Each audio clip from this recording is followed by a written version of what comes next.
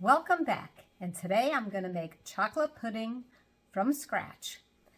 And after I make the chocolate pudding, I'm going to make it into a fun Halloween dessert. But you don't always have to have it at Halloween time. You can have it anytime. And let's get started. Okay, the first thing we need to do is measure stuff into the saucepan, all our ingredients. So we need 1 cup of sugar. And when measuring sugar, you want to level it off. So put the sugar in. And then the next thing we need, so that's 1 cup of sugar, and now we need 2/3 cup cocoa.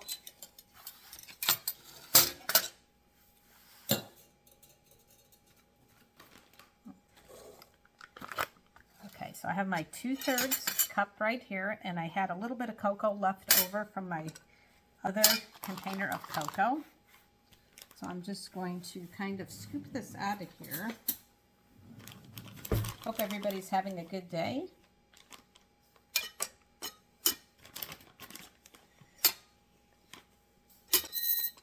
kind of a little bit messy here.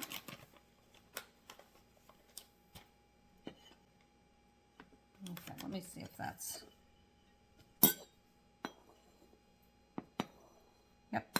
Okay, so now we have our 2/3 cup cocoa.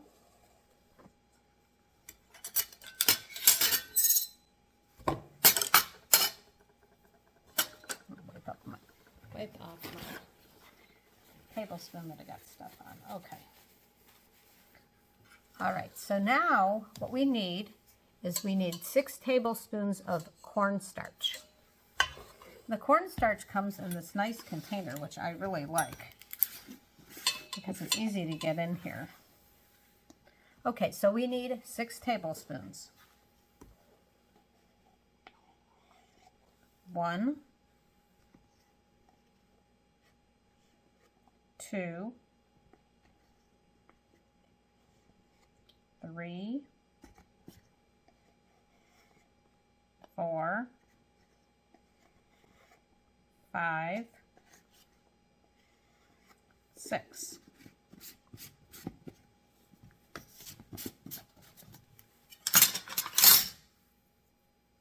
And now we need a 1/2 teaspoon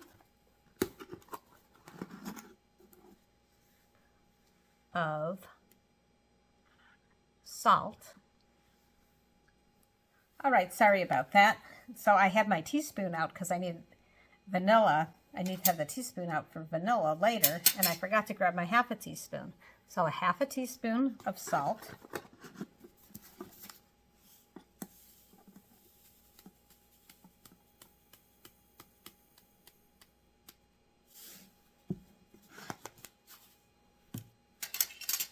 And now I'm going to take a fork and just kind of mix this up a little bit.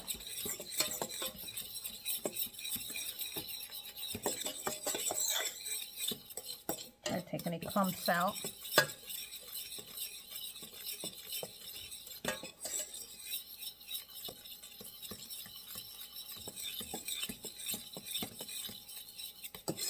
Okay, now I'm going to go to the whisk because eventually we're going to be using this whisk. Just kind of wanted to mix it up a little bit with the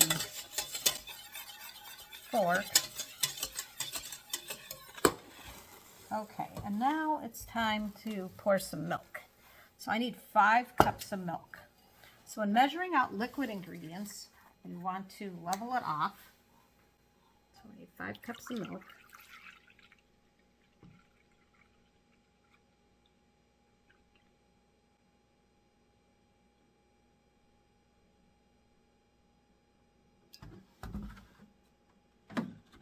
A little bit more.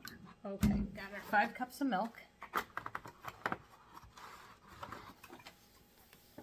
Okay, so we're going to go over all the ingredients to make sure we didn't forget anything. So we have, in our saucepan, we have 1 cup of sugar, 2/3 cup of cocoa, 6 tablespoons of cornstarch, a 1/2 teaspoon of salt, 5 cups of milk, and then later we're going to add 2 teaspoons of vanilla, but we're going to do that at the stove top. So I'm going to set that over there. And so now what I need to do is I need to add my milk slowly. I'm just going to kind of mix it up as I'm adding it.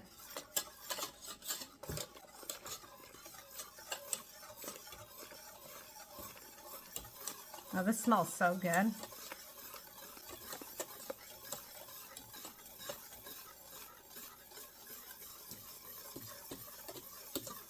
Okay, so now, before I even take it to the stove, I'm going to stir this.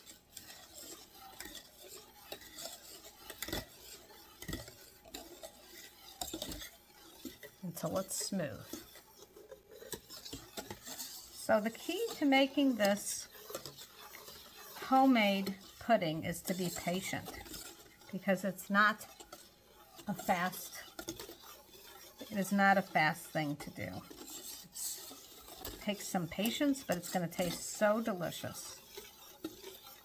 So we're trying to get this to the point where it's smooth.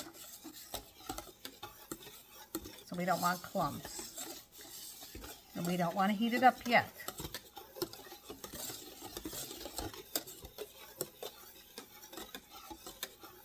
So we're going to go ahead and we're going to take it over to the stove once this is smooth, and we are going to heat it up. We're going to make the pudding, and after we make the pudding, we have to put it in the fridge, and then it has to set up, and then we're going to decorate the pudding for Halloween. But as I said before, you don't have to do that. If it's not Halloween time and you just want some wonderful, delicious pudding, you could do that. You can also make a pie crust and put the chocolate pudding inside the pie crust, which is quite delicious. All right, so I'm just going to keep on stirring this, and I'll be back shortly. All right, so I switched over to a spoon because I was wanting to scrape the edges here, and it's almost ready. See, it's starting to look like chocolate milk. It was bubbly before, and now the bubbles are getting bigger, and it's kind of more looking like chocolate milk. So I'm just going to keep on stirring this with a spoon until it's like smooth, and we're getting really close. So I will check back in just a moment. Okay, so now it's smooth. So now it's time to put it on the heat, and we're going to have it on medium heat, and we're going to stir it on medium heat. And once it thickens, then we're going to set a timer for 3 minutes and cook it 3 minutes longer. So we're just going to, use a wire whisk, and we're going to sometimes do it kind of like stirring in a figure 8, sometimes around the edges, and just kind of make sure it gets stirred up really well. And as I said, it's going to be on a medium heat. So just kind of monitor your stove, your range top, because some range tops, it might all of a sudden start heating up too fast or a little bit too slow. So you just have to kind of see how yours is going.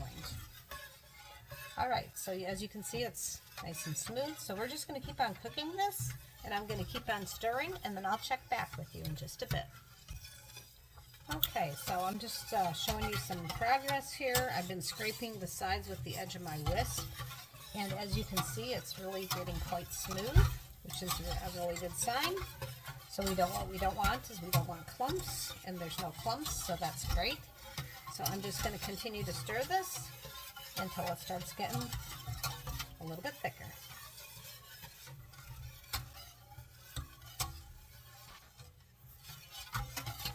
Okay, it's looking good, and it's starting to smell really delicious. So we just have to be patient, and we're making very good progress here.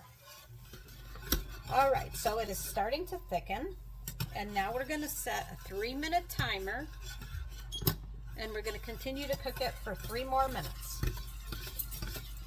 And we're getting really, really close to being where we can pull it from the heat. We're going to cook it for 3 more minutes, and then we're going to add vanilla. Then we're going to stir it in, and then we're going to pour it. All right, I'll be back shortly. All right, so you can see that it's thickening. It's also starting to boil a little bit, jumped out. Be careful not to get burned. So I got just a few more seconds before we go ahead and add our vanilla.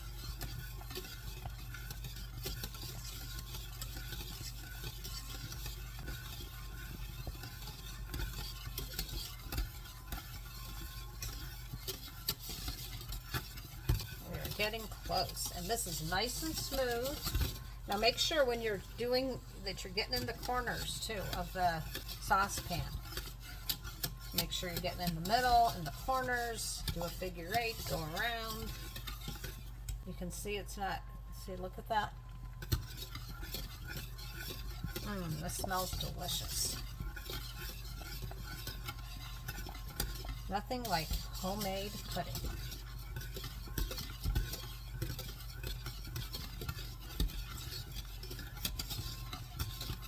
All right, we are getting close. And it is jumping out. So be careful when you're doing this, because as it goes along, it starts to get hotter, even though I haven't changed the temperature. But the heat starts getting up on top.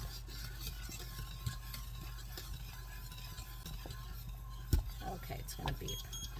Okay, so now I'm going to do 2 teaspoons of vanilla. Quickly. Oh, whoa. Got a little bit more vanilla than 2 teaspoons, but that's okay. It's only going to make it taste better. All right. You know what? I have a motto. If I'm not making a mess in the kitchen, I am not cooking. All right. So I'm going to keep on stirring it.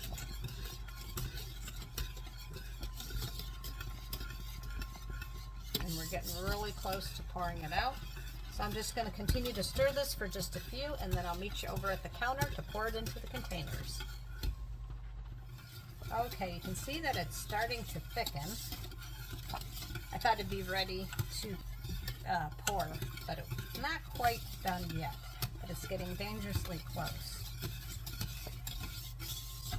So my daughter and my son used to make this pudding a lot, and my son came in and he said, "Mom, you should have a glove on." So I would recommend, you know, because I got burned a little. So I would recommend, the recommendation is wear a glove on, at least on your stirring hand, because it becomes molten lava. So this reminds me a lot of when my husband and I make fudge. Mostly he does it, but I help him out sometimes. And it smells just as delicious.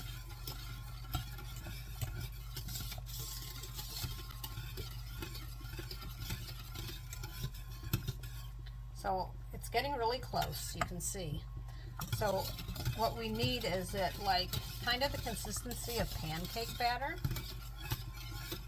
So we're getting very, very close. And you definitely want to use a pot that's not too big for how much you're making. So if you were making enough pudding for a huge crowd, of course you'd use a bigger pot. You could also cut this recipe in half, and then you're going to use a smaller saucepan, because you don't want you don't want it to be like this thin in the bottom.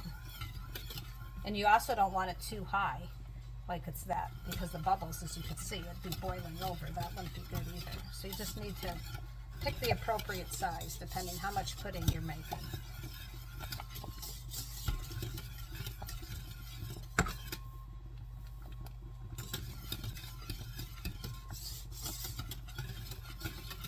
It's getting very close.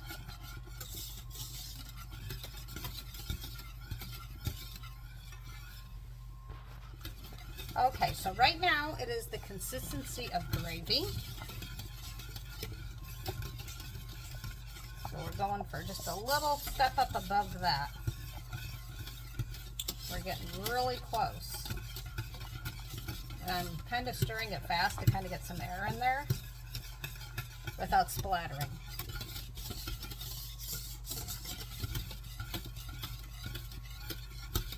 Okay, we'll check back soon. All right, so I turned off the heat, and I'm going to stir it for a few more minutes. And what I'm trying to do is I'm trying to get all the corners of this pot so that it mix this up really nice. So, we'll be back soon. All right, so now I'm going to pour this in here.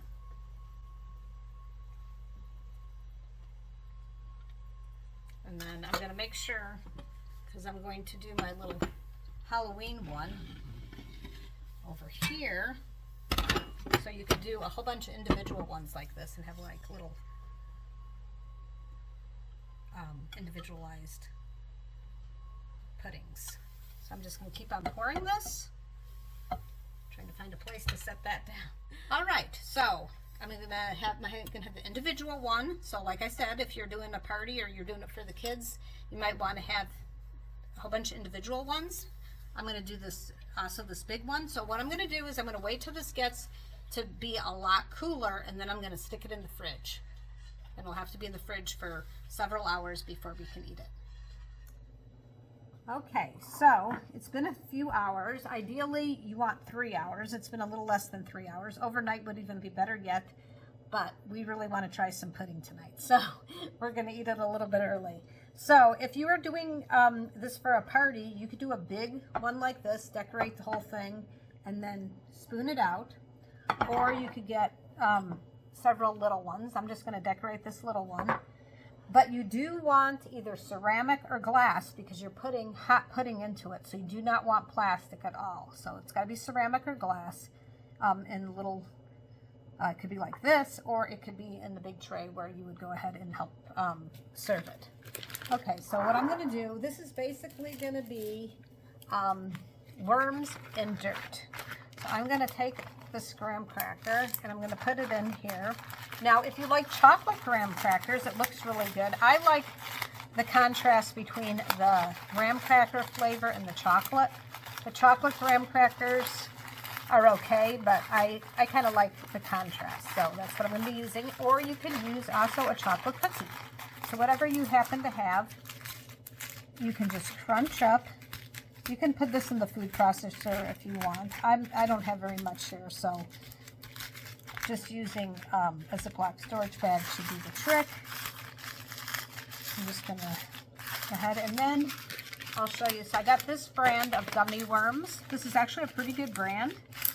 I only started trying these a couple years ago, and I was quite pleased with the flavor. So you can get that brand or whatever your favorite brand is. Okay, so I got my graham crackers broken up enough. I'm just gonna sprinkle it on top. Now, you want to do this part, this decoration part, right before you're going to eat it. And the reason being is we tried it to put the worms in the graham cracker the night before, or even a few hours before. What was happening is, for one, the graham crackers got soggy, or the cookies, depending on one time we use cookies. And also, these little worms, they ended up getting where they were kind of like melting almost, and the color was coming off, and they were just getting a very strange consistency.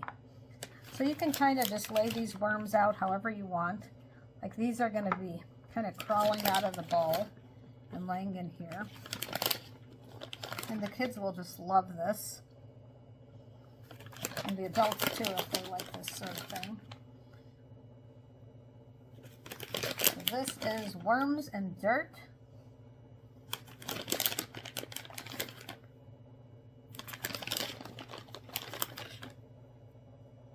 And there it is, a nice Halloween dessert. And now it's going to be time for the taste test. Okay, I kind of went ahead and showed it to the family, and they said, make those worms come out of that dirt. So what we're going to do is we're going to cut some of these in half, and we're going to just go ahead and kind of twist them, and then it kind of looks like the worms are coming out of the dirt. And we're going to kind of want to expose some of this move some of this dirt around so we can see that pudding, so that your guests know that it's actually pudding and not just a whole bunch of graham cracker. Let's cut this one. Also, that way they're bite-sized pieces, but I am going to leave a few laying in there. Let's leave 3 of them kind of climbing out.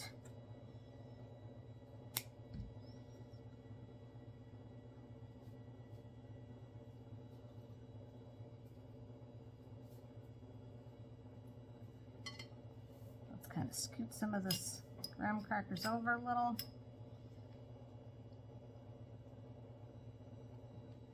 And so that looks a little bit better because now the worms are coming out of the dirt, and some are, this one's trying, it's a long one trying to climb out, and so there we have it.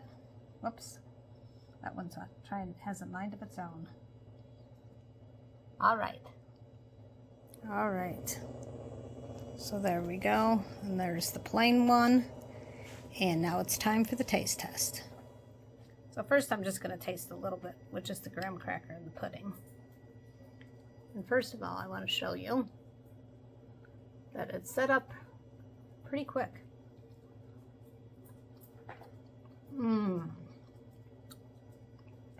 Very, very good.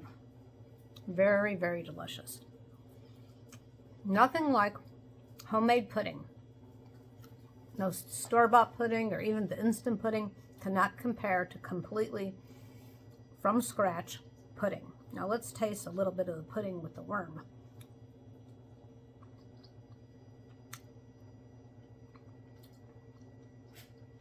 Definitely would be a fan favorite at a kid's Halloween party for sure. But this pudding recipe is absolutely delicious. And you can put whipped cream on it. You can use this pudding. You can make a graham cracker crust, put the pudding inside, and then make some whipped cream, and you have chocolate cream pie. You can do a variety of things with this pudding. But it is very delicious, and I hope you enjoyed this video. And those of you who subscribe to my channel, I really appreciate it. And if you don't, I hope that you do. Thank you for watching.